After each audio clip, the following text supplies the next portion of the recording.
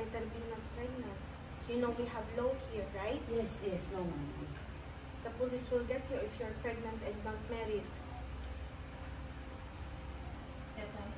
Kitay, come with me.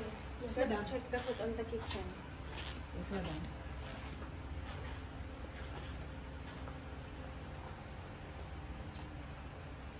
Yes ko ba? Hindi po. Kayo mami, tatay naman. Ang hilig niyo talaga magbirong ganyan. Hindi po, napapakain lang ako madami ngayon kaya. Kasi nga nagdadalang tao ka na. Saan natin mo makikita si Ibrahim? Ha? Saan siya? Tinakasan ka na, no? Nahiwalay na po kami, di ba? Kaya hindi ko po alam nasan siya. Hindi ko po talaga. Siguraduhin mo lang. Ano po kayo naman?